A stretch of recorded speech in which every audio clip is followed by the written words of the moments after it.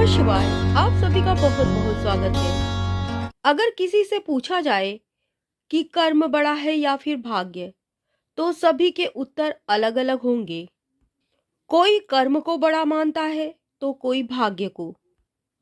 इस दुनिया में कर्म को मानने वाले लोग कहते हैं भाग्य कुछ नहीं होता, और भाग्यवादी लोग कहते हैं कि किस्मत में जो कुछ लिखा है वही होगा। यानी इंसान कर्म और भाग्य, इन दो बिंदुओं की धुरी पर घूमता रहता है और एक दिन इस जग को अलविदा कहकर चला जाता है। भाग्य और कर्म को अच्छे से समझने के लिए पुराणों में एक कहानी का उल्लेख मिलता है। एक बार देवर्षि नारद जी बैकुंठ धाम गए। वहां उन्होंने भगवान विष्णु का नमन किया। नारद जी ने श्री हरि से कहा, प्रभु, पृथ्वी पर अब आपका प्रभाव कम हो रहा है। धर्म पर चलने वाले लोगों को कोई अच्छा फल नहीं मिल रहा है। जो पाप कर रहे हैं उनका भला हो रहा है। तब श्री हरि ने कहा, ऐसा नहीं है देवर्षि, जो भी हो रहा है सब नियति के जरिए हो रहा है। नारद जी ने कहा, मैं तो देखकर आ रहा हूँ, पापियों को अच्छा फल मिल रहा है और भला करने वाले, धर्म के रास्ते पर चलने वाले लोगों को बुरा फल मिल रहा है। भगवान ने कहा, कोई ऐसी घटना बताओ। नारद जी ने कहा, अभी मैं एक जंगल से आ रहा हूँ।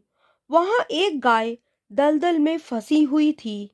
कोई उसे बचाने वाला नहीं था। तभी एक चोर उधर से गुजरा। गाय को फंसा देखकर भी नहीं रुका। वह उस पर पैर रखकर दलदल लांघकर निकल गया। आगे जाकर चोर को सोने की मोहरों से भरी एक थैली मिली। थोड़ी देर बाद वहां से एक वृद्ध साधु गुजरा। उसने उस गाय को बचाने की पूरी कोशिश की। पूरे शरीर का जोर लगाकर उस गाय को बचा लिया। लेकिन मैंने देखा कि गाय को दलदल से निकालने के बाद वह साधु आगे गया तो एक गड्ढे में गिर गया। प्रभु, आप बताइए, ये कौन सा न्याय है? नारद जी की बात सुन लेने के बाद श्री हरि बोले, यह सही हुआ। जो चोर गाय पर पैर रखकर भाग गया था, उसकी किस्मत में तो एक खजाना था, लेकिन उसके इस पाप के कारण उसे केवल कुछ मोहरें ही मिली। और साधु को गड्ढे में इसलिए गिरना पड़ा क्योंकि उसके भाग्य में मृत्यु लिखी थी। लेकिन गाय को बचाने के कारण उसके पुण्य बढ़ गए और उसकी मृत्यु एक छोटी सी चोट में बदल गई।